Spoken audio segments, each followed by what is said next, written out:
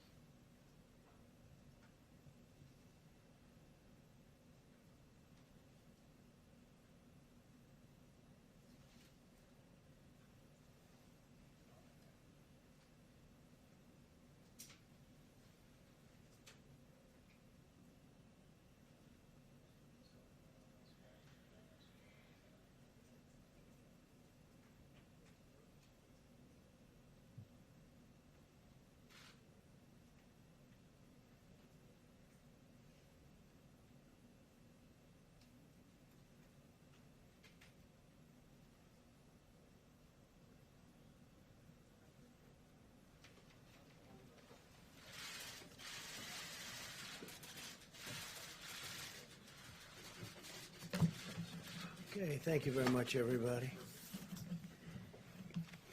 All these people have been working very, very hard today. I'll tell you, for a long time they've been working.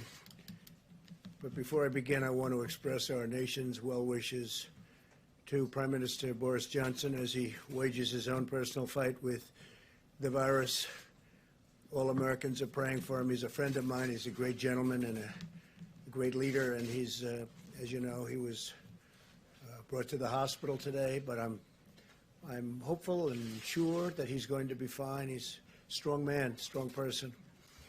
Today, every patriotic American heart beats in solidarity with the incredible people of New York and New Jersey.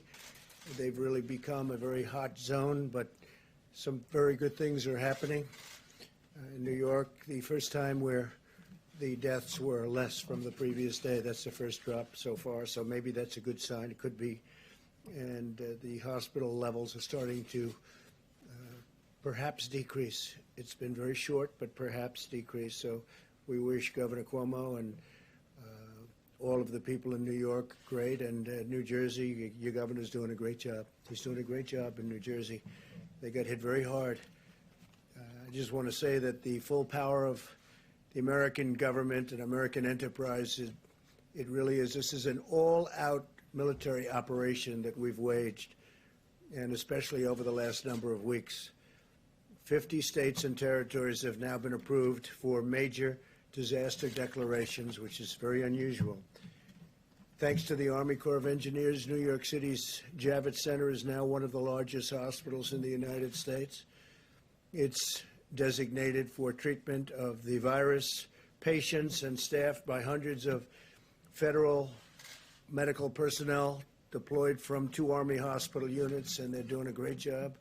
This was something that we didn't expect to do, but they needed help in New York, and we sent federal troops. Not only troops, we also sent a lot of very talented doctors, nurses, first responders. People are now running Javits. Also, as you know, the USNS Comfort, which is in New York, there's been a lot of publicity about that coming in, and all that was not supposed to be for the virus at all under any circumstances. But it looks like more and more we're going to be using it for that. So we'll see. That was supposed to be for people having other medical problems.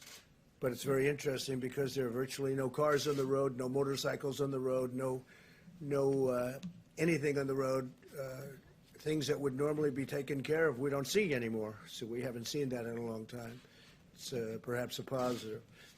But the ship is ready, and if it has to, if we need it for the virus, we will be using it for that. They'd prefer not, for obvious reasons, but if for any reason they need it, it's ready, willing and able. We have the best doctors, the best military leaders, and the best logistics professionals anywhere in the world, and we're orchestrating a massive federal response, unlike anything our country has ever seen or done. We've never done anything like this. And more we're using our medical people because of the fact that jurisdictions, states, in particular, New York, New Jersey, the Connecticut area, Long Island now has become a hot spot, part of New York. We're sending a lot of things, a lot of supplies, and now we're sending personnel where it's needed, military personnel. As of Tuesday, we'll have deployed over 3,000 military and public health professionals to New York, New Jersey, Connecticut, and other parts of our country. 3,000, and that number's going up. And we hope we're seeing a leveling off in the hottest spots of them all. So we'll see. You'll be seeing that over the next few days. Let's see what happens. But we're prepared. In the last 7 days, FEMA has airlifted critical supplies and protective equipment from every corner of Earth. They're coming from all over the planet, including from within the United States, where the equipment isn't as necessary. Since last Sunday, cargo planes have delivered almost, listen to this, 300 million gloves, almost 8 million masks, and 3 million gowns, and many more fully loaded cargo planes are right now on the way. 3 big ones landed today. And these supplies are being distributed directly to the hospitals and healthcare providers all across the nation, so that massive amount of material that we're getting in is being delivered all over the country. Tomorrow we'll deliver an additional 600,000 N95 masks to New York City to take care of the needs of the public hospital system. It was a request of Mayor de Blasio. We've been working great with Mayor de Blasio, getting him a lot of stuff. He's working very hard, I can tell you that. And we're working really very hard with New York City and with New York State.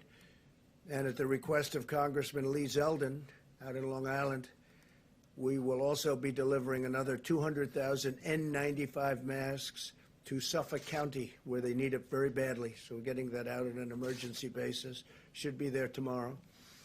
We'll also be deploying millions of N95 masks to other locations that Admiral Polovchak will detail shortly. The Admiral will be up in just a couple of minutes. Over the last 24 hours, FEMA has delivered an additional 500 ventilators to New Jersey, 500. And again, the governor has been very thankful. We're working very hard with New Jersey, including building hospitals. We've also sent an additional 200 ventilators to Louisiana, definite hotspot, 300 to Michigan, working very well, I think, with the governor. Amazingly, 600 will be going or have gone to Illinois. And I mean, there's a governor, I hear him complaining all the time. Pritzker, I hear him, he's always complaining, and yet I just said, give me a list of a couple of the things we've done in Illinois. And we're building a 2,500 bed hospital in McCormick Place. That's the big convention center in Chicago. And we're helping to staff it, and probably will end up staffing it because he's not able to do what you're supposed to be able to do as a governor. He has not performed well. And we're also sending 100 ventilators to Massachusetts. So we have 600 to Illinois, we have 100 to Massachusetts, we have 300 to Michigan, we have 200 to Louisiana, we have 500 ventilators, 500 going to New Jersey. And this is being done by FEMA, being delivered by FEMA. And it's some job. Just think of that when you think about 500 ventilators. A ventilator is a big deal. We're also establishing a federal medical station in the Washington, D.C. area to help Washington, D.C., and working very closely with the mayor and everybody in Washington, D.C. At the same time, Governor Inslee, we appreciate this, of Washington State has returned 400 ventilators, which can now be deployed elsewhere in our country. So the state of Washington's done very well. They won't be needing some of the ventilators that have been sent, about 400, that's a lot. And we appreciate that he's able to give them back. He feels confident that they are in good shape for the coming weeks until we can declare a final victory. In the days ahead, America will endure the peak of this terrible pandemic. Our warriors in this life and death battle are the incredible doctors and nurses and healthcare workers on the front line of the fight. We pledge to them our eternal gratitude and everlasting support. They make all of us very proud. Our country is very proud. We have people, they love our country. The world loves our country, most of it, probably all of it. They just don't say it. I can report today that the United States has now tested and gotten results of 1.67 million people. That's far more than any other country has been able to do. And you remember we inherited a broken system, so a lot of this has been developed. By Tuesday, 1,200 brand new rapid point-of-care testing kits has been produced by Abbott Laboratories, great company, and they'll be distributed to all of our public health labs. That's a 15-minute test, even less, as well as the Indian Health Service, the CDC, and the Strategic National Stockpile. So we're going to have 1,200, and on a weekly basis, we're making a lot more. They go very fast. They're very accurate tests. And other countries are wanting them, so at the right time, we'll be able to do that. But right now, we're getting them to all of ours. So we've done 1,670,000 tests. Think of that, 1,670,000 tests. And we have a great system now. We're working with the states in almost all instances, but we have a great system. And the other thing that we've bought a tremendous amount of is the hydroxychloroquine, which I think, as you know, it's a great malaria drug. It's worked unbelievably. It's a powerful drug on malaria, and there are signs that it works on this, some very strong signs. And in the meantime, it's been around a long time. It also works very powerfully on lupus. So there are some very strong, powerful signs, and we'll have to see, because, again, it's being tested now. This is a new thing that just happened to us, the invisible enemy, we call it. And if you have no signs of heart problems, the azithromycin, which will kill certain things that you don't want living within your body. It's a powerful drug. If you don't have a problem, a heart problem, we would say let your doctor think about it. But as a combination, I think they're going to be, I think there's two things that should be looked at very strongly. Now, we have purchased and we have stockpiled 29 million pills of the hydroxychloroquine, 29 million. A lot of drugstores have them by prescription, and also, and they're not expensive. We're sending them to various labs, our military, we're sending them to the hospitals, we're sending them all over. I just think it's something, the expression, I've used it for certain reasons. What do you have to lose? What do you have to lose? And a lot of people are saying that when, and are taking it, if you're a doctor, a nurse, a first responder, a medical person going into hospitals, they say taking it before the fact is good, but what do you have to lose? They say take it. I'm not looking at it one way or the other, but we want to get out of this. If it does work, it would be a shame if we didn't do it early. But we have some very good signs. So that's hydroxychloroquine and azithromycin. And again, you have to go through your medical people, get the approval. But I've seen things that I sort of like. So what do I know? I'm not a doctor. I'm not a doctor, but I have common sense. The FDA feels good about it. As you know, they've approved it. They gave it a rapid approval. And the reason, because it's been out there for a long time, and they know the side effects, and they also know the potential. So based on that, we have sent it throughout the country. We have it stockpiled, about 29 million doses. 29 million doses. We have a lot of it. We hope it works. Driven by the goal of the brightest minds in science. We have the brightest minds in science, but we're driven by the goal of getting rid of this plague, getting rid of this scourge, getting rid of this virus. These brilliant minds are working on the most effective antiviral therapies and vaccines. We are working very, very hard. I have met many of the doctors that are doing it. These are doctors that are working so hard on vanquishing the virus. We strongly recommend staying at home, practicing vigorous hygiene and maintaining social distance so you're just not going to catch it. It's the most effective weapon in this war.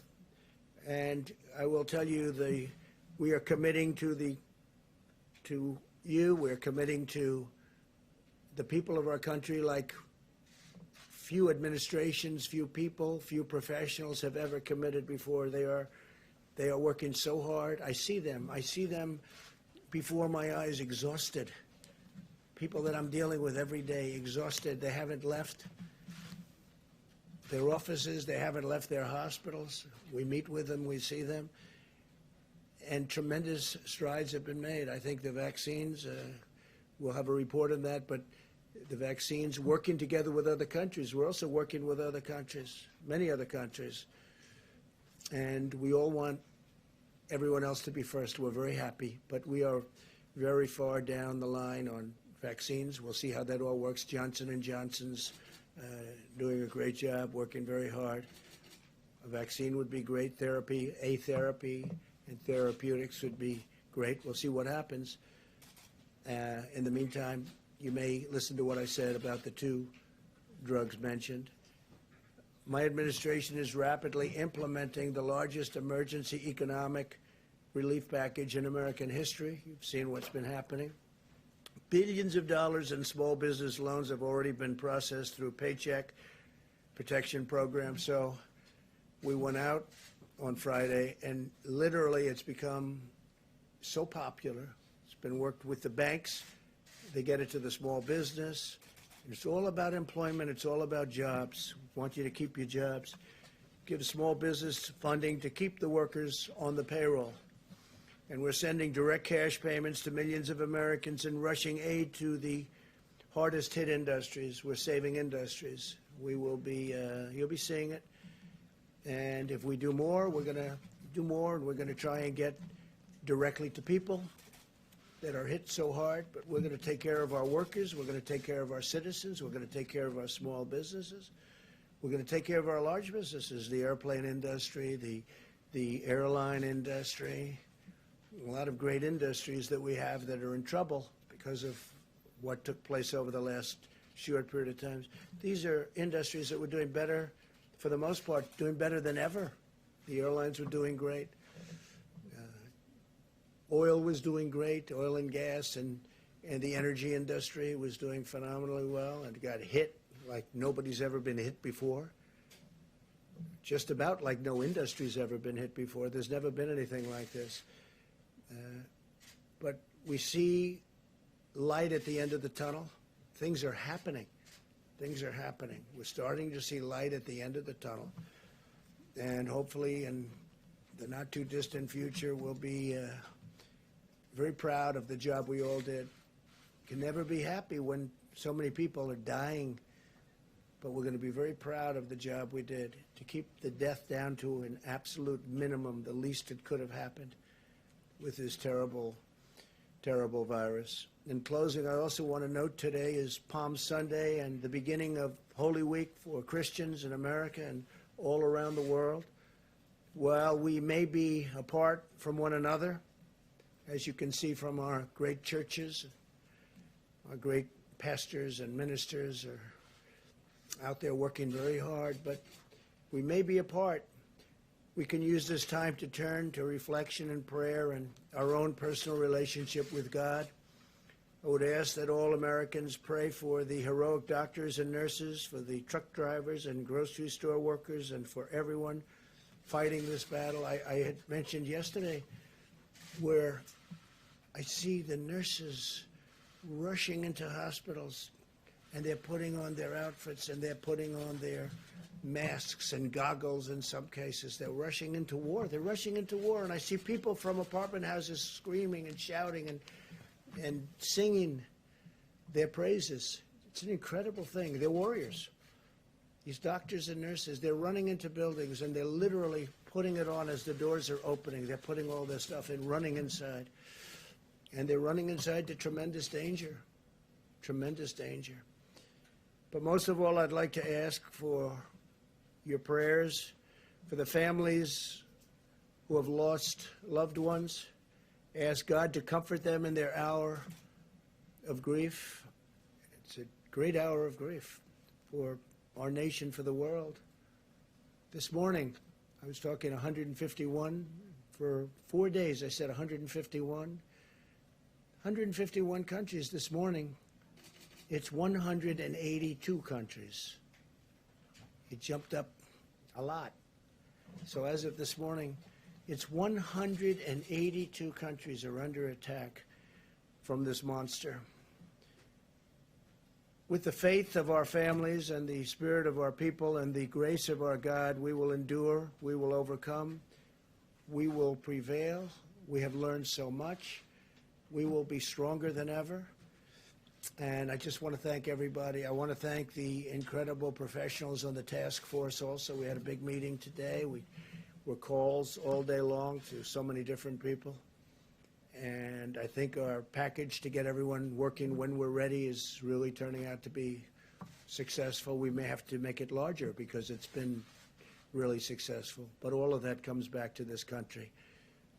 We want to get them back. We want to get our people back to work. Everybody wants to be back. We want to open up our country as soon as possible. So with that, I'm going to ask Dr. Birx to say a few words. And she's got some charts to show you. And thank you very much. Thank you. Thank you, Mr. President. As you can see from the hopeful signs in Italy and Spain, where we see finally new cases and deaths declining, it's giving us hope of what our future could be. We wanted to give you an update on where all of the states were. We're looking at this as states normalized per 100,000 citizens. It looks very similar to last week. We wanted to update you. We've been covering throughout the week the states that were moving on this map. You can see very clearly where New York is as a state, although this is very much still centered in the New York metro area. New Jersey is the orange line. The green line is Louisiana. That's followed by Massachusetts, and then Connecticut and Michigan are together in those lines towards the bottom. And then, of course, Washington, D.C. is now visible on this map, which was not visible before. And the yellow line towards the bottom is Washington State. Next slide, please. So this just summarizes all of the states we're tracking very closely at the county level. So we're tracing and tracking not only the epidemic at the state level, but understanding what's happening in county by county with new cases and, of course, also the deaths. We're also triangulating that with all of the laboratory data. And just to tell you how we're kind of doing that, for New York, which you can see at the top, their serology is now about 36% positive. They were in the 40s. So day over day, their percent positive is finally starting to decline. New Jersey's is increasing, however. They're now up to 42% of the specimens that come to the laboratory are positive. Louisiana, 25%, Massachusetts, 20%, Connecticut and Michigan, 20%, District of Columbia, 15%, Washington, 8%, and then Illinois, Colorado are at about 16%. Pennsylvania, which is also new to the graphic, is at about 12%. Next slide, please. So if we could go back one, I'm sorry, we go back one slide, one more. All of the states here, those are 38 of the states. 38 of our states have less than 50 cases per 100,000. They are testing. Their laboratory results are consistent with that. Their seropositivity rate for their laboratories are less than 5%. So this is how we're tracking and triangulating both case reporting, mortality or fatalities, and also triangulating that with the laboratory.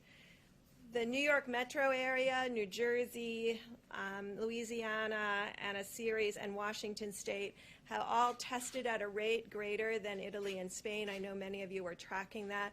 Remember, many of us, we pushed out a lot of those assays at the beginning over the last 2 to 3 weeks, and I want to just thank Admiral Giroir and HHS, who's been working very closely to make sure that the states that were having an outbreak had access to all of their assays. Next slide, please. And then next one. So just to give you an idea of how we're looking at this, we look at cases every day. I want to just thank my data team. They spend all evening compiling data. I get it about 2 o'clock in the morning. And it looks at all of these metro areas by their granular counties, so we can see the counties that have new cases. That also helps us identify the hospitals and understand what hospitals will need ventilators or PPE.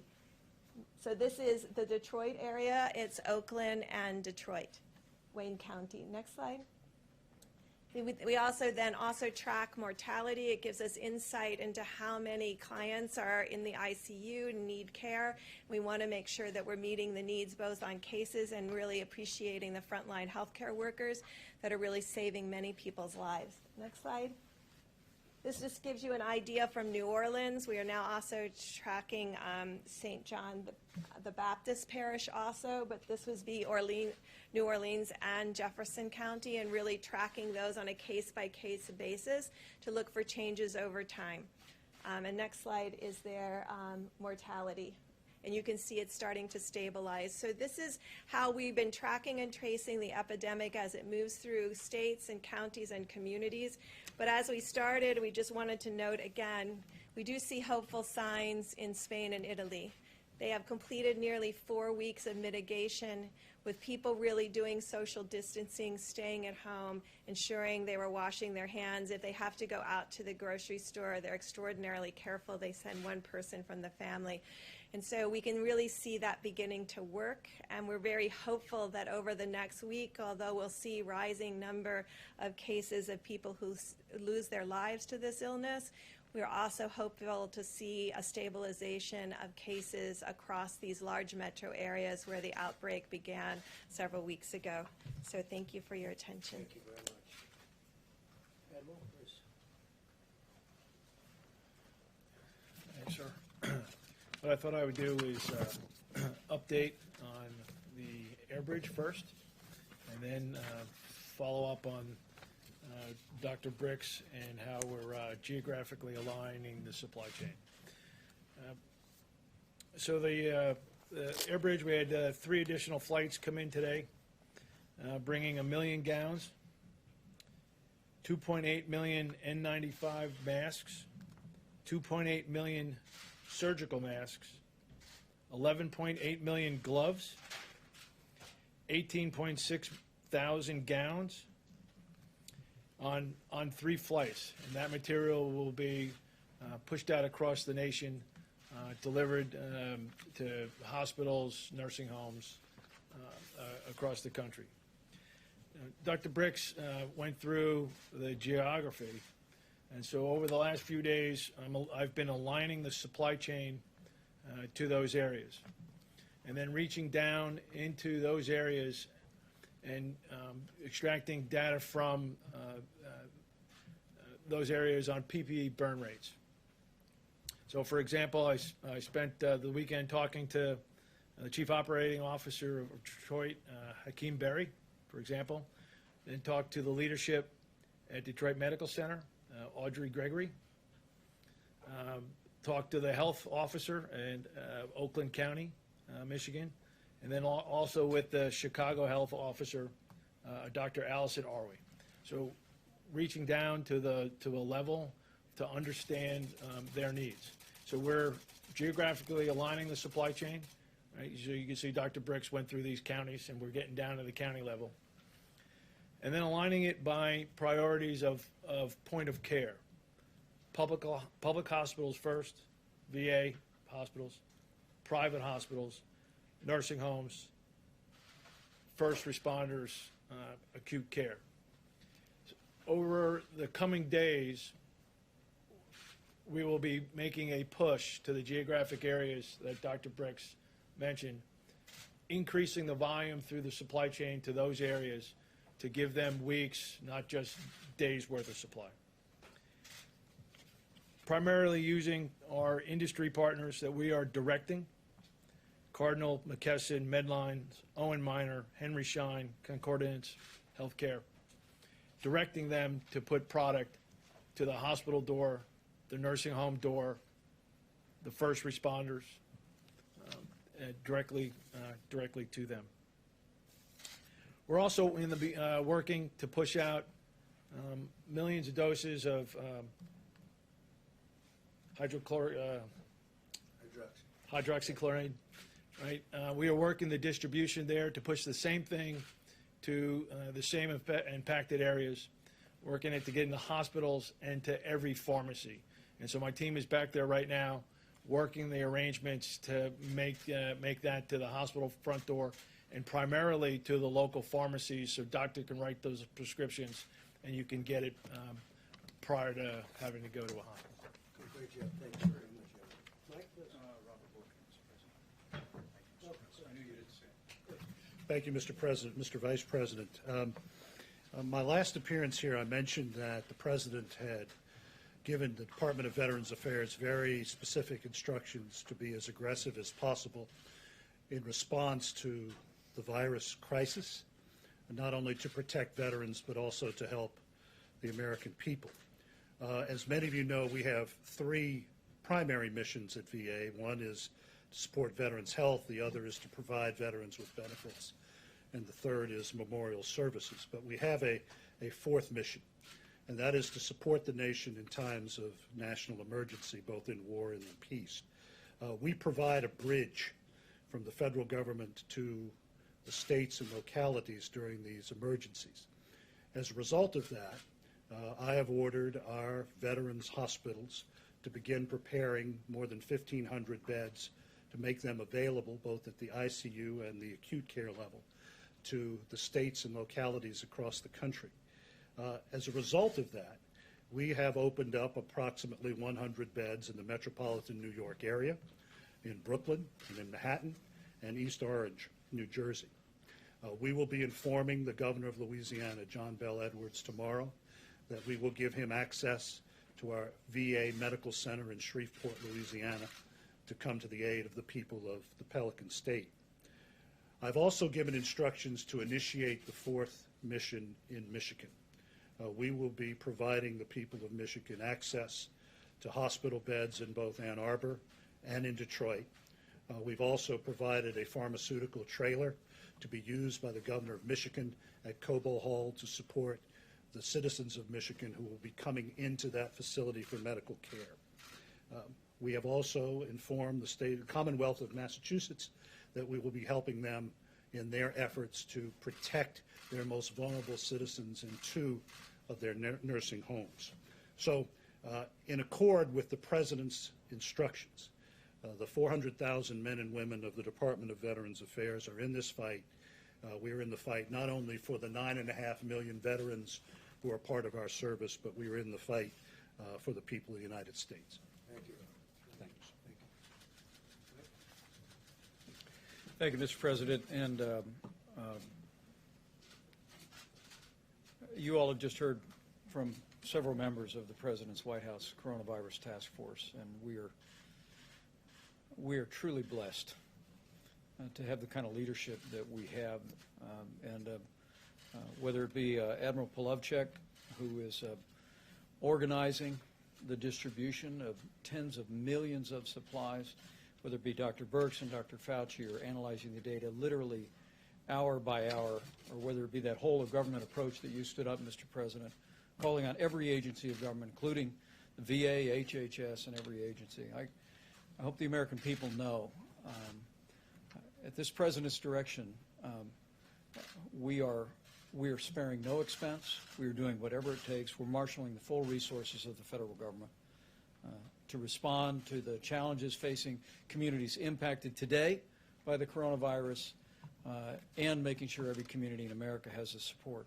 We've also, as the President said so many times, we've forged a seamless partnership with states around the country. As the President just reflected, by this Tuesday, with another 840 military medical personnel arriving in New York City, there will be some 3,000 Department of Defense and HHS personnel on the ground to supplement and to provide relief to healthcare workers, really at the epicenter of the coronavirus in the New York City area. And you just heard the VA is opening up bed space. In New Jersey, I spoke at the President's urging today with Governor Murphy. 500 ventilators announced today being built on the supplies that we have already provided.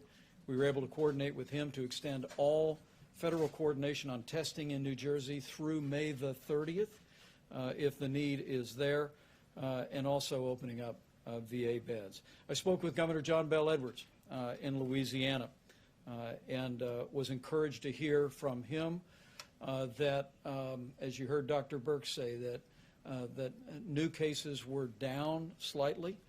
In fact, we're seeing a trend of some leveling among all of the governors I spoke to today.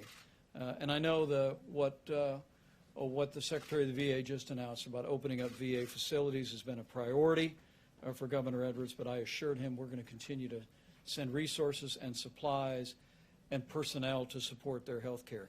In Michigan today, I spoke to both Governor Gretchen Whitmer and Mayor Mike Duggan of the city of Detroit.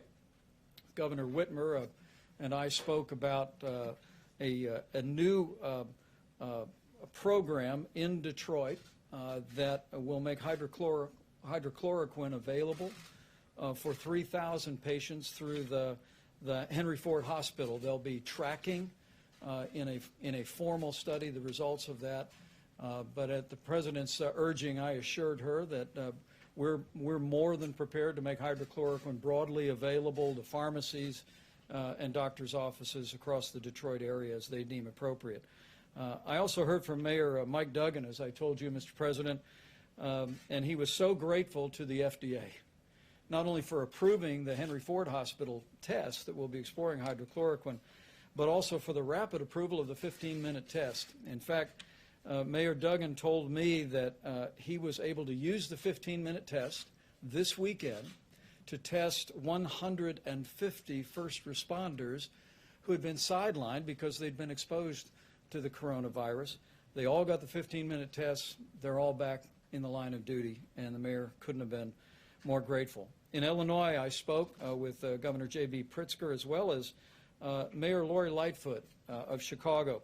As you just heard, Not only have we sent 600 ventilators to the state of Illinois, but I assured the governor, I assured the mayor that while the principal focus that we have in the next several days is on the rising cases in the greater New York City area and Louisiana, that Michigan and Illinois are in the forefront of our thinking, and at the President's direction, we're going to make sure the people of Illinois, people of Michigan have the resources, equipment, and support that they need. The governor did express great appreciation for the fact that our Army Corps of Engineers had constructed 500 beds at McCormick Place, and before the end of this week would construct another 2,500 beds for an overflow healthcare facility in Chicago. In fact, Mr. President, Mayor Lightfoot told me that the Army Corps was just outstanding in the job that they had been doing in constructing that extra bed space. As I close, let me just express, as the President did, our profound appreciation for Governor Kate Brown and Governor Jay Inslee. The state of Oregon and the state of Washington are leading by example. Oregon sent 140 ventilators to New York City. They looked at their circumstances and concluded that they could spare those at the point of the need.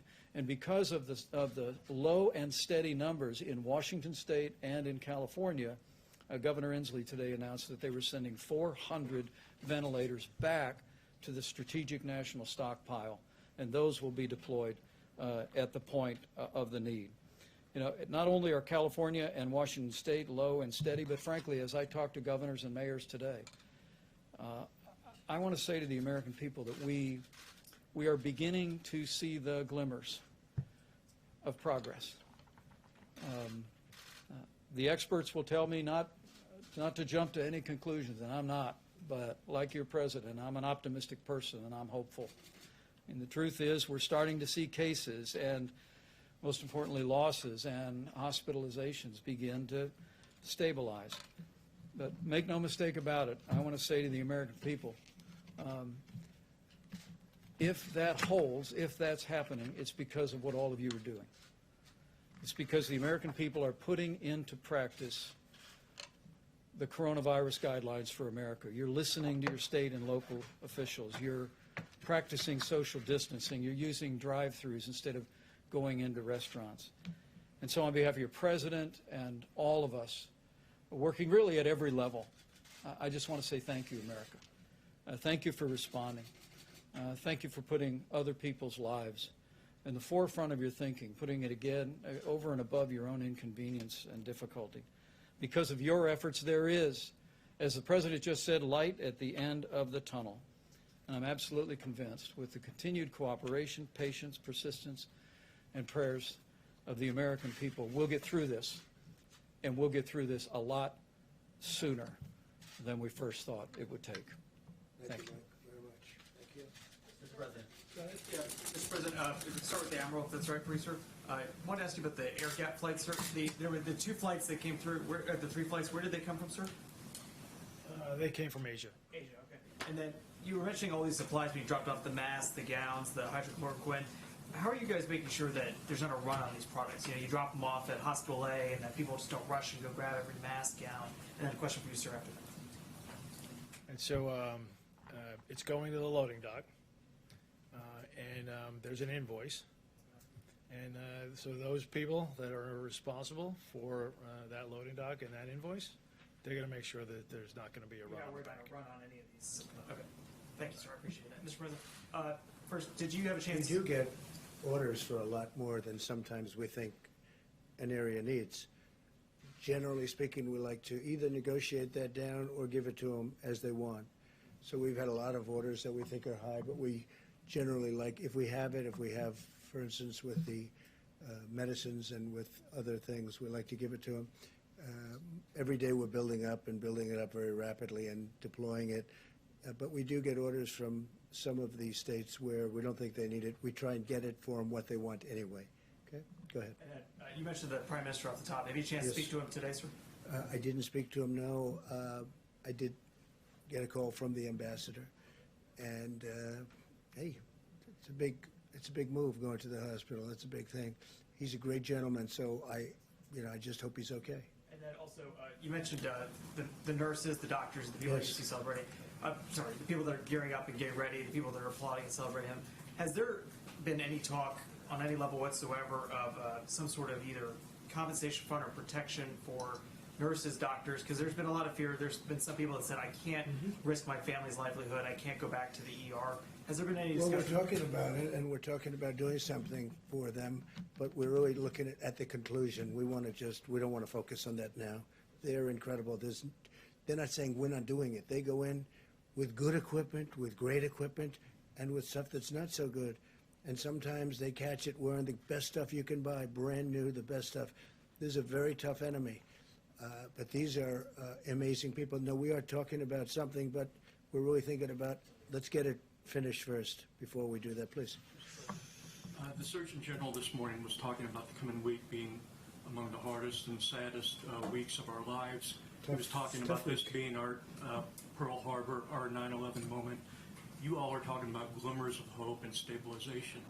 How are the American people supposed to bridge those different descriptions that they're getting from this I administration? don't think they're so different. I think we all know that we have to reach a certain point, and that point is going to be a horrific point in terms of death, but it's also a point at which things are going to start changing. We're getting very close to that level right now, and the next week and a half, 2 weeks are going to be, I think they're going to be very difficult. At the same time, we understand what they represent and what that time represents, and hopefully we can get this over with, because this is a very horrible thing for the world. And look, we're one country out of 182 now that have 182 countries.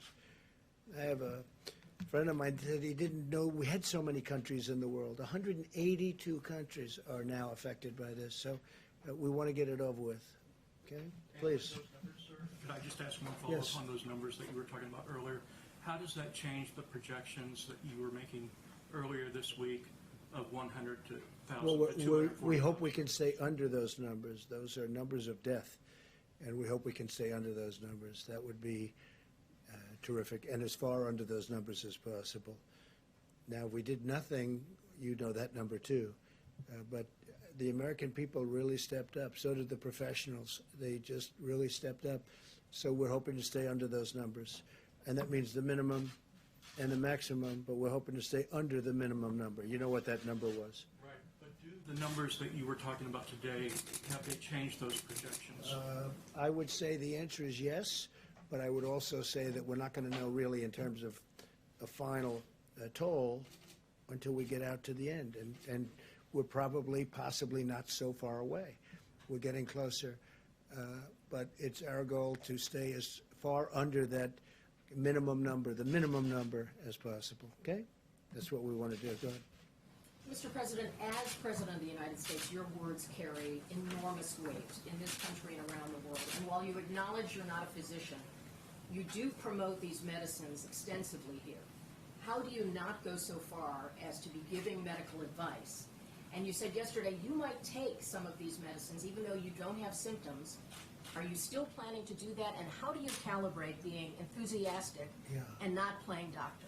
Because I want people to live, and I'm seeing people dying. And I've seen people that are going to die without it. And you know the expression, when that's happening, they should do it. What really do we have to lose? We also have, this medicine's been tested for many years for malaria and for lupus, so it's been out there. So it's a very strong, powerful medicine, but it doesn't kill people. We have some very good results and some very good tests. You've seen the same test that I have. In France, they had a very good test. They're continuing. But we don't have time to go and say, gee, let's take a couple of years and test it out, and let's go and test with the test tubes and the laboratories. We don't have time. I'd love to do that. But we have people dying today. As we speak, there are people dying. If it works, that'd be great. If it doesn't work, we know for many years malaria, it's incredible what it's done for malaria. It's incredible what it's done for lupus, but it doesn't kill people. That's one of the things with a vaccine. When we have a vaccine, we have to do tests, because when you inject that vaccine, when they take whatever it is they have to take, we have to make sure it doesn't have a horrible impact, destroy somebody, could. So we have to test it for a long period of time. This one, not so much because it's been out there. Now, I'm not acting as a doctor. I'm saying do what you want, but there are some good signs. You've read the signs. I've read the signs. With the other one, there's some very good signs also. Different going together works very well, but there may be an indication that if you have a problem with your heart, you shouldn't take what we call the Z-Pack. You shouldn't take it, and that's okay. But I would love to go to a laboratory and spend a couple of years testing something.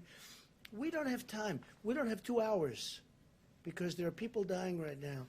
If it does help, great. If it doesn't help, we gave it a shot. We gave it a shot.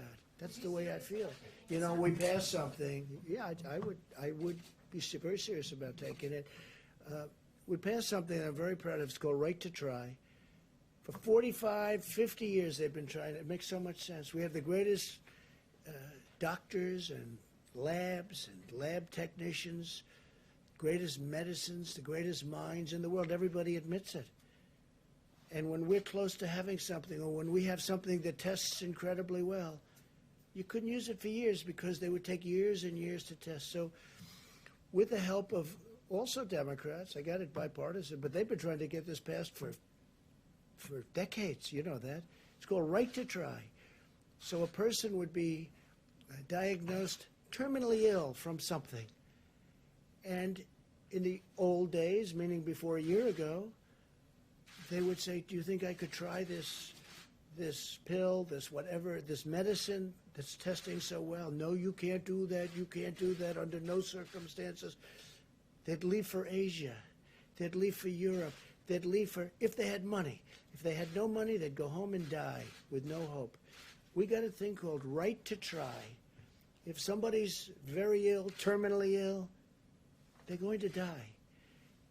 And it was very complex. It wasn't as easy as it sounds because there were huge liability problems.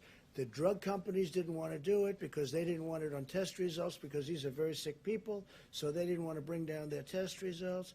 The insurance companies had tremendous problems. I got everybody in the room. I said, look, we'll sign a waiver.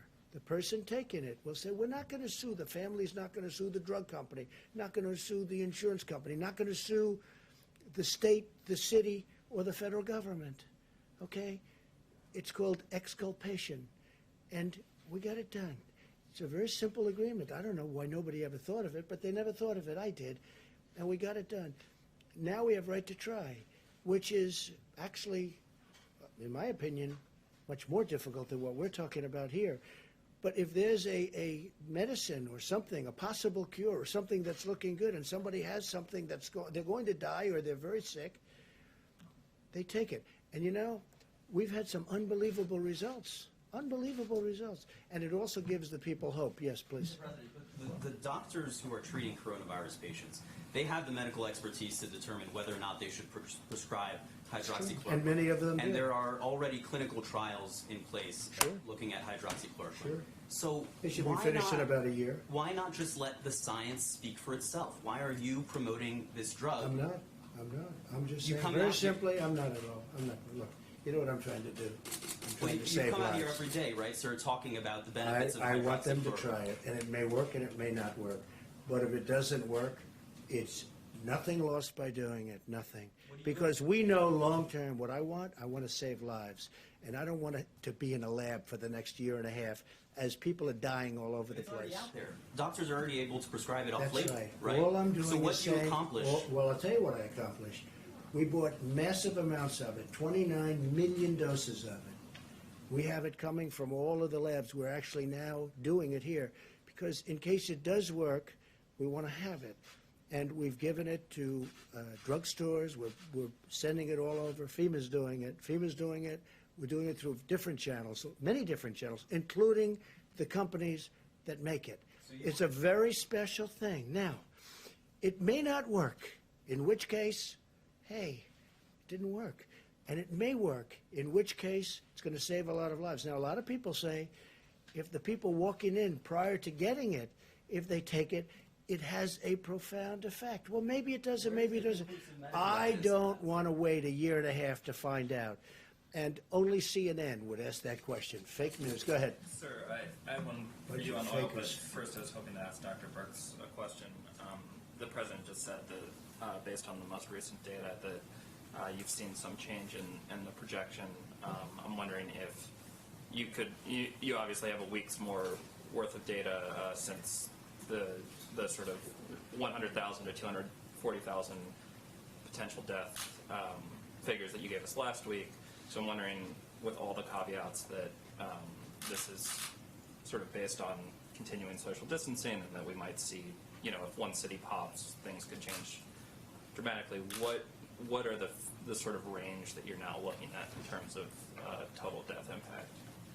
I think the most important thing right now is when we were talking about why we are hopeful. Well, hopeful because last time I was here, I wasn't able to really tell you that Italy and Spain were coming across their apex and coming down the other side. And I think, to me, that's extraordinarily hopeful. They just completed 4 weeks of really strong mitigation. And I think that's our word to the American people, is we can look like that. 2 other countries look like that now. 2 other countries with a very similar experience to our experience, with higher case numbers and higher mortality. So that's what the promise is. The promise is, if we do this, we could potentially be better. Now, Dr. Fauci and I today got another update from another independent modeler, and the numbers came in close to that 100,000 number again. But we believe, Dr. Fauci and I, that if every American follows the guidelines, 6 feet, washing hands, not social gathering, that will have an even greater impact. And the other side of the equation certainly is our remarkable healthcare providers, our respiratory therapists, our laboratory technicians, our nurses and doctors. They're saving lives every day. And so that changes the number too. I also think that Dr. Fauci and Dr. Birx are very impressed with the American people. And I'm not going to put words in anybody's mouth. I would never do that. But I am, and I will say that they are doing maybe a better job than we all thought even possible. When you look at streets in New York where there's nobody on the street, no cars, no nothing, I see it. I've seen those streets for a long time, and they're packed all the time. And now you see there's nobody. You look at other places, you look at what's going on in California, where they're doing a fantastic job. They really are. The governor's doing great. I'm proud of them. Proud of a lot of people. Proud of a lot of people on the other side, a lot of people. I'm really delighted to work with people that, frankly, on other issues, I didn't get along so well with. We disagree on this or that. We don't have to go into that now. But we're getting along with a lot of people. And they're happy with us. We're happy with them. But I really believe that the American people are doing a better job than anybody would have thought even possible. And that's one of the reasons we can even be talking about the kind of number that we hopefully will be talking about, which is at the minimum level instead of the maximum, or beyond. It's not even the maximum. It's much beyond the maximum level, which would be horrific. Yeah, please. Go ahead. Mr. President, Please. Secretary Esper mentioned the Department of Defense might be moving in the direction of using face coverings. Former Vice President Biden had mentioned that he was going to be using a mask whenever he goes out now. Are we getting to a point where we might see members of the coronavirus task force also wear face coverings? Well, it was voluntary as I saw it yesterday. And certainly if they'd want to, I would encourage it. I would have absolutely no problem with that if they wanted. We had a long meeting today. There's good separation. But the task force meets, and I would certainly have absolutely no problem if they wanted to. I think, frankly, it's something, at least for a period of time, where it might be advisable. And, it's advisory, and we'll see what happens. Yes, please. Thank you, Mr. President. On Project Airbridge, we've seen reports that Chinese shipments of testing kits and PPE have turned out to be faulty to some capacity. We obviously don't have oversight. Not here. No, not here. No, but to Spain in particular. Well, you've seen in Spain, and you've seen it different. They're not sending faulty things to us. So we're not concerned that any of the No, PPE we test we're it, we importing look is at it, effective. we check it out. Please. So one of the things we're doing to prevent that is using those 6 companies that are the ones in the major supply chain, we are actually going to facilities, looking at product, inspecting it, and clearing it before it comes here. So we've heard those things. That's why we're doing that. Okay, thank you. A follow-up for the doctors, if And we're possible. also sending it to from other locations. Right. And when it comes to the ventilators, which are very complex, we have now under construction, literally thousands of ventilators. But so far, I think our projections on ventilators have been right. They've been correct. Did you have something for who? Well, for yourself and for Dr. Birx and Dr. Fauci, if they want to take a crack at it. Some of the models that you guys are using, the IHME model in particular, has been very accurate when it comes to projecting deaths over the last couple of days. But there's a couple of other metrics that they seem to be pretty far off on, specifically hospital beds. Are you guys, happy with the models you're currently using? Is there any need to adjust those? Well, it's turning out that we need less hospital beds. Right. That's what you're talking about. But- And that's what we may have models, but we've been sort of saying that. In New York, we were saying, we think you're going to need less. Now, let's hope that continues. But right now, I heard Governor Cuomo this morning, and he was saying less hospital beds, also less death. That was a very big thing. First time, less death today than yesterday, right? That's a big thing. But also less hospital beds. That means less patients, because basically it's less patients. And we were saying that. And it also means less ventilators. So there's a lot of not a very positive things happening. Okay, please. Thank you, sir. With Prime Minister Johnson hospitalized, Yes. I noticed a few minutes ago you were standing right next to Vice President Pence. Are you considering staying away from each other just to make sure that we have continuity of government and the executive branch? We have this tiny platform, and I'd love it to be wider.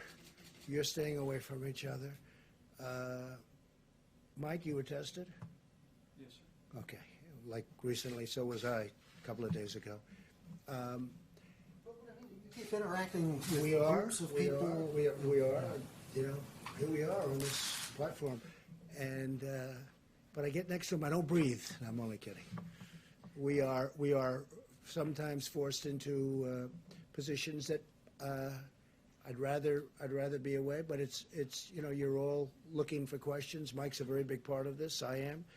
It's very difficult maintaining like this distance on this little area.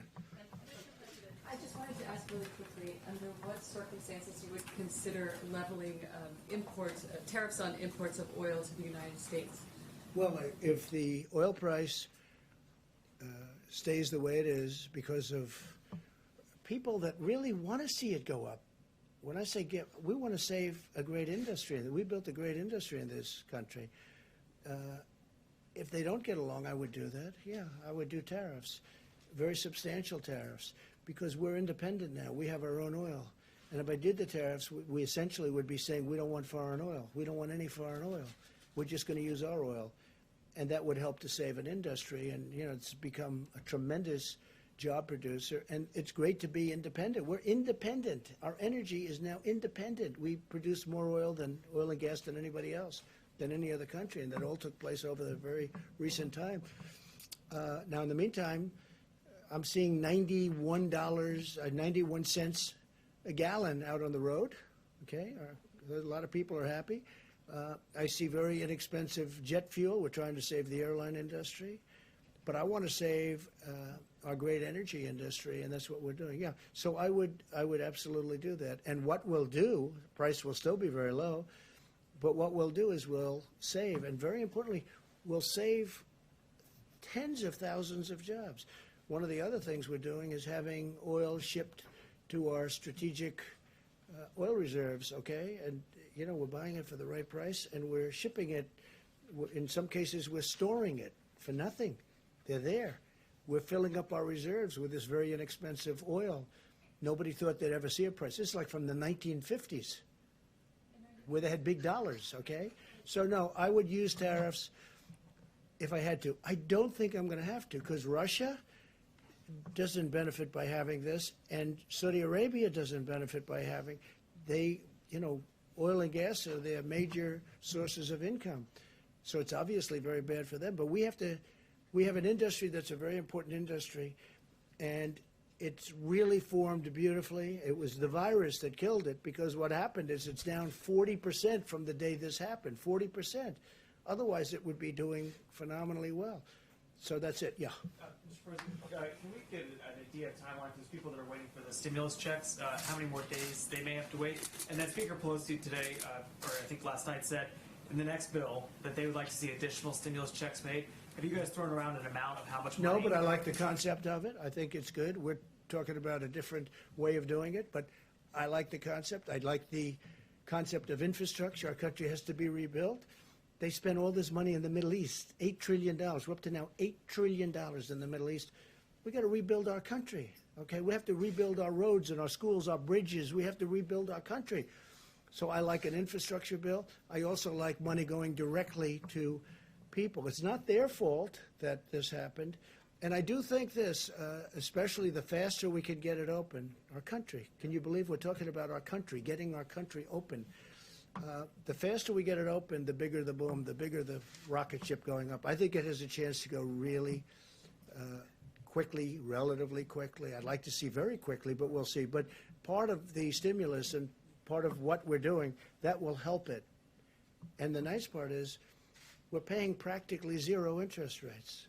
You know, we're paying very little. It's one of the reasons I like the infrastructure bill, because we're borrowing, we have a strong dollar. And the advantage to a strong dollar is everybody wants to invest in this country. They all want to buy our dollar. On the direct payments, sir, just in terms of timeline, are we talking still 2 weeks? Are we talking 10 days? I think so. Yeah, from what I'm hearing, that, yeah, a couple of weeks, that's what I'm hearing, yeah. Please. Sir, I wanted to follow up on the hydroxy question. Thanks for the numbers. Has there been any tension with the medical staff on that? Are they in agreement with Yeah, we discussed it with the staff. We discussed it with FDA. Well, FDA approved it, so, you know, which is another point. I mean, it's been approved by FDA, which is very important. If it wasn't approved by FDA, then I couldn't do this. But FDA has approved it, the hydroxy. And also, if this turns out not to work, are hospitals and doctors going to be exculpatory from the federal government under the right to try? No, we'll see if it works. No, it's not gonna hurt people. It can help them, but it's not gonna hurt them. That's the beauty of it. You see, it can help them, but it's not gonna hurt them. What do you have to lose? Okay, question in the back, please. Yeah, you know, obviously we know anyone can spread the disease, all right, unwittingly. Right. So why even have a few businesses open? Why not just shut everything down? There are grocery stores that are open, fast food places. Why even take a little chance? Just shut it all We're down gonna for have temporarily. we'll answer that question later. All I can say is that right now, things are looking really good, and opening up with a bang will be a great thing, and there's nobody gonna be happier than me. Please, go ahead. Just to follow up on your comments about the ventilators, Yeah. the IHME model suggests that 32,000 ventilators will be required by the peak in mid-April. GM is not expected to have ventilators ready before 32,000 will be what? required across the country. In addition to the ones that we've already sent? Just Don't forget, we have almost 10,000, a little more than 9,000 right now. And those are ready to rock, should we need them. And we had to keep it, you understand that flexibility, so that if we need them in New York, which we might not, if we need them, but they're ready to move. We're already military, it's a military operation. We are ready to move. They'll be moved immediately into whatever section of the country we need. Would you like to answer that, brother? Yes, sir. So, correct. FEMA's working on a plan to be able to move ventilators. So, for example, the DoD gave another 500 ventilators. They're on the move, being staged at Fort Dix to be able to rapidly deploy them to locations. And to include, you know, you heard the president mention states giving to states, things like that. So there's the ventilators that aren't in use that conceivably we could rapidly move as well. Right. But you mentioned that there were thousands that are currently being made.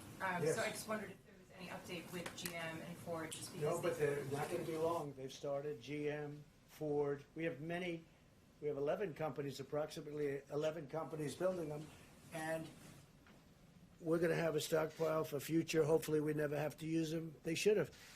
The hospitals, the states should have bought a stockpile. They didn't do that. So we've made up for it. But if we have extras, other countries need them. I mean, you see, UK needs them badly, France needs them badly, Italy needs them badly. They need them. So It's complicated, it's a big piece of equipment, it's expensive, and we'll be able to help other countries after we take care of our needs. Yes, please, go ahead. Yeah, thank you, sir. On infrastructure spending, as you have I actually remarked- chose you, but that's I'm okay. sorry. Let him go. That's all right. Go ahead. On infrastructure, you've remarked about how empty the roads are.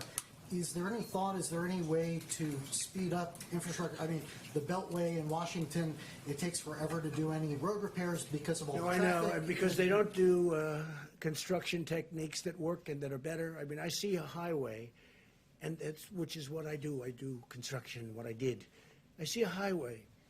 That's good, but it's got a bad top, and it's got a big base, concrete base underneath. And I'll see them come in. I don't want to say where, but I could tell you, I could give you plenty of examples. And they rip the hell out of it. They take out the base. They take out everything. Now they pour a new base that isn't as good, isn't as deep, isn't as thick. The concrete base was fantastic. The footing, it takes forever. Wait a minute. It takes forever. And instead of scraping out the asphalt or whatever may be the top, scraping it off and putting the new asphalt down, putting the new median in, they could have done it. And then they open the highway and it starts to crack. The reason is because it hasn't been set. And they spend 10, 15, 20 times more money than they have to. I never believe when I watch these people doing highways and doing roadways and doing work, how they take the most expensive solution, and the bottom line, the job itself is far worse. What I'm getting at is taking advantage of the fact that so many people are staying at home, not on the roads. Is there a way to do it more cheaply? But hopefully they're not going to be staying at home for long. Hopefully this will be out, and we're not going to have that kind of time. If we have that kind of time, we made a big mistake. Please, go ahead. How many rapid tests has the federal government already deployed across the country, and which regions have received those tests? Who has that information? You want, go ahead, Mike. The 15-minute test has really been a breakthrough. I reflected on the progress that they've made in Detroit to put first responders back on duty with the Abbott Laboratories test. Abbott Laboratories started last Tuesday producing about 50,000 tests a day. And there's, I'm informed that there are about 18,000 of these machines already all across the country. I mean, they're actually the same machines that you use to get a strep test quickly when you go to the doctor. But now Abbott is surging these new 15-minute coronavirus tests out to healthcare professionals and healthcare facilities around the country. In addition, as the President said, FEMA has purchased 1,200 of these devices. We're distributing them to all 50 states and the Indian healthcare system, and then we'll be distributing the tests. Dr. Birx, is there anything to add further on that? Okay, further. They've already received these tests? Let me ask Admiral Polovchek about the 1,200 devices. I didn't hear the question. Have they received the 1,200, or what's the timetable? I believe they're on the shelf at Abbott, a good majority of them. Tuesday they go out. Right, yes, sir. So I don't have the exact numbers. I think there is some manufacturing in there, but a large balance of them are on the shelf. Some have gone out, by the way, but the big bulk of them go out on Tuesday. Yeah, please. In some of these previous briefings, you referred to the federal government as the backup. Today, there's definitely a different approach here, I think, with the distribution.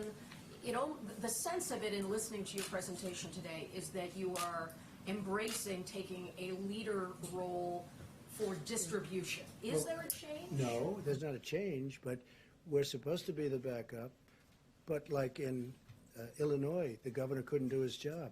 So we had to help him. We're sending 600 ventilators. We're building a hospital in McCormick Place. We're doing, so we have some people that we're not able to do. We have other people that needed a little help. We had, in New York, we had to give a lot of help, but we've worked very well with Governor Cuomo and with Mayor de Blasio. But no, we are meant to be the backup, but we've taken on a much bigger role than that, and that's okay. I have no objection to it. Now, in some cases, it's worked so well where they're actually now seeing, they think they're over the big problem, and they're actually calling us and they're saying, you can take your equipment back now. But we're really deployed as a backup, but I feel we're much more than that. They've done a much better job. I will say this, I don't think that the people that have represented this country, the federal government, whether it's the admiral and the generals and all of the people that we call to the fore, they're heroes for what they've done. What they've been able to do in a short period of time, they took a system that was broken, just like we did the military. Our military was broken. Our military was depleted. It was broken, and we've rebuilt our military. We've rebuilt this whole system, too. And in a way, Kelly, I appreciate your question because, you know, you're hearing all of the things that the millions of masks, the hundreds of thousands of gowns, and they're surgical, you know, they're protective gowns at the highest level. We're getting it to the various states. And most of the governors are very happy. Now, a lot of times, you know, it's politics. Maybe I do the same thing, I don't know, but they'll try and act not so happy. I will tell you, when I speak to them or when Vice President speaks to them, they're singing the praises of all of these people. So I always take umbrage when somebody says something about what we've done. Now, to do this should have taken, to do what we've been able to do and to build it to a level, should have taken a year, should have taken 2 years. They did it in a matter of weeks, and we're helping states. No, it's them. As an example, New York had the right to buy 16,000 ventilators. They could have bought them. They didn't. I understand why they didn't. It was a very expensive purchase, you know, very expensive, and that's a lot, 16,000. And they chose to do something else with their money. I understand that. The problem is when something like this comes along, which you don't expect. Look, 1917, that's a long time ago. Perhaps 100 million people died. That's a long time ago. So people don't think it's going to happen. I would have, frankly, I mean, did anybody in this room think a thing like this could happen? But it happened.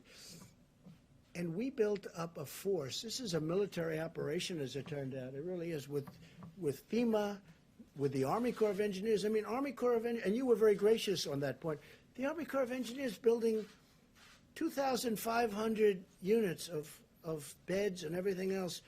Now, and then Governor Cuomo called, and he wanted it to go COVID, meaning for the problem. And we said, well, it wasn't supposed to be that way, but we want to get it done. And we moved military personnel, so now military personnel are operating it. And I'll tell you what's good. It hasn't been very full. That's a good thing, not a bad thing.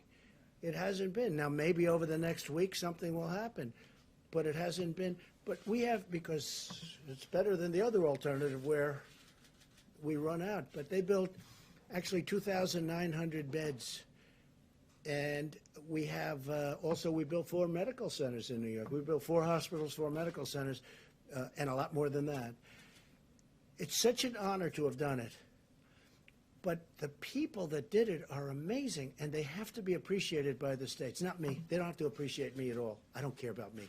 They have to appreciate the generals, the admirals, the doctors, the nurses. I mean, we're bringing now 3,000 people in that are medical professionals that are coming from all over the country to help New York City, help New York State, and help many other places.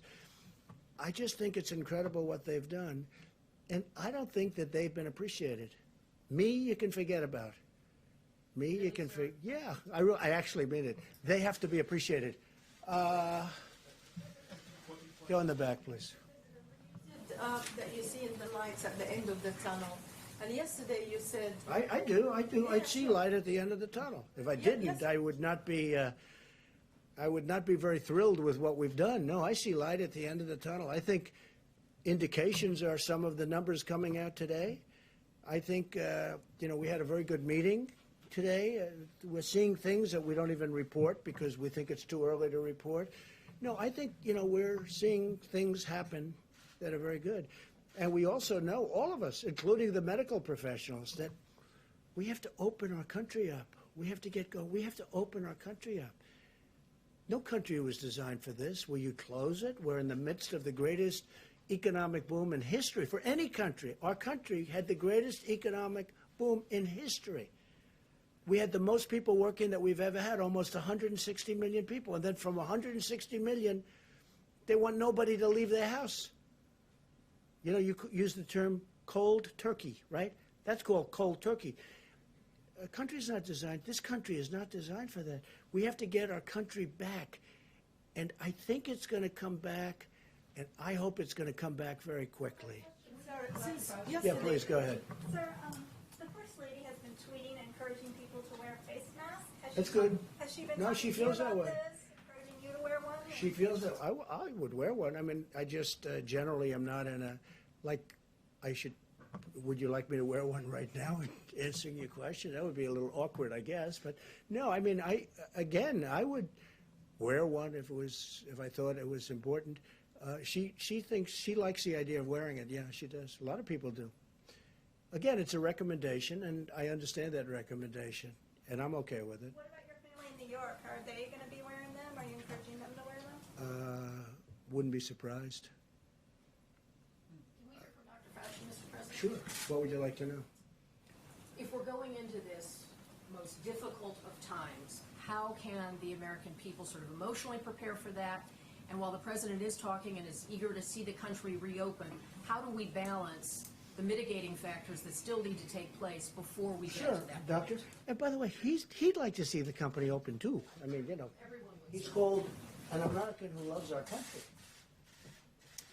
Okay, so part of the answer to your question, I think, relates to two other questions I heard, and I think it came from the back about how can you, on the one hand, have said yesterday that this is really going to be a bad week at the same time that we're talking about the light at the end of the tunnel. It seems to be inherently contradictory, but it really isn't.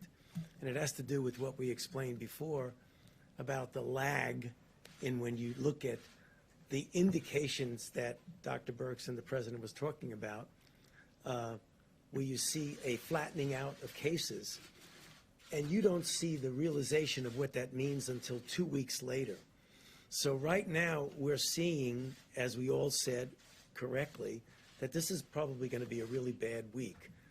That is a reflection of what happened 2.5 weeks ago.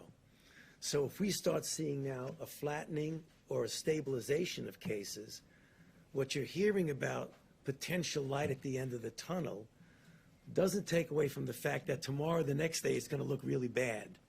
So we've got to make sure we realize we're always talking about a 2.5 week lag. So I want to make sure, because I think a couple of people asked that question. It's really not incompatible with what we're saying. Now, with regard to what do we tell the American people, Kelly, what we've been telling them all along, that the only tool but the best tool we have is mitigation. We know it worked in other countries, and we're seeing how it's working here. So if we really want to make sure that we don't have these kinds of rebounds that we're worried about, it's mitigation, mitigation, mitigation. That's the answer. When new cities and new states come on the chart, Yeah. what's the message for people in those places that have not been the focus? It's the same thing. It's mitigation, mitigation, mitigation. In fact, the famous vice president chart is that this is the minimal of what we should be doing. You know, everyone should be doing that. And everything on here, one way or the other, points to physical separation. Whether it's no crowds, whether it's 6 feet, whether it's staying away from theaters and restaurants or what have you. And churches and places of work. Exactly.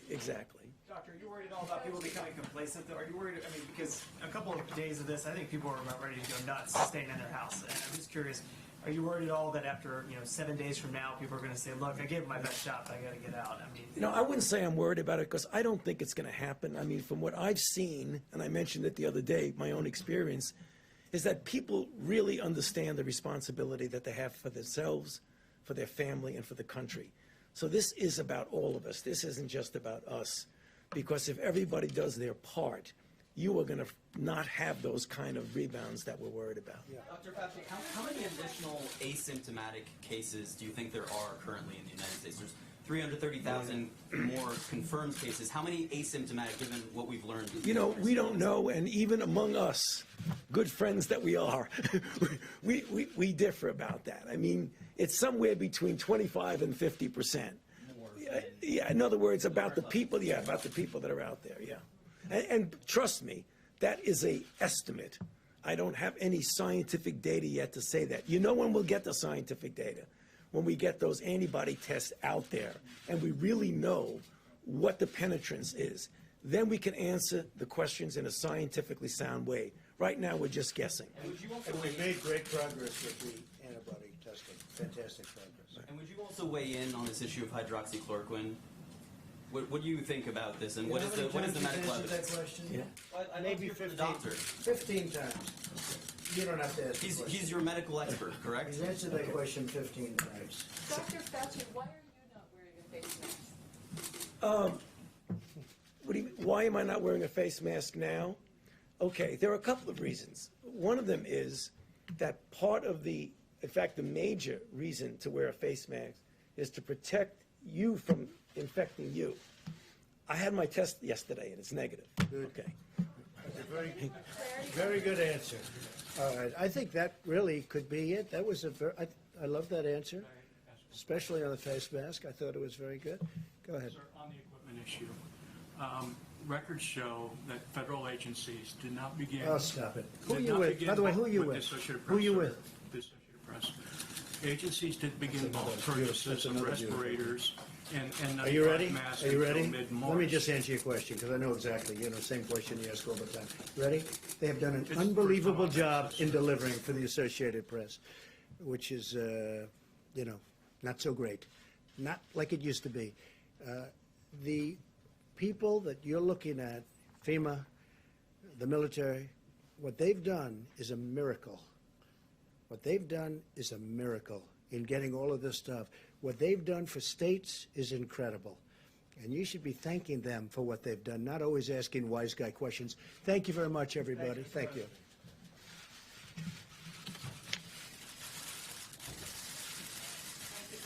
Thank you.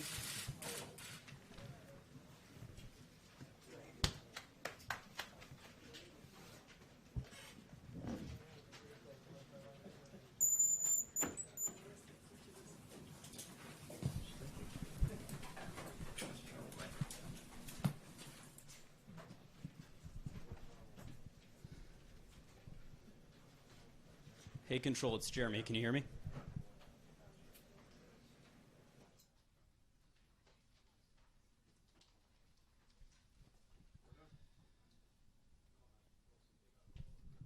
Hey, Chris. Do you guys want me now from here, or do you want me to go out to the North Lawn?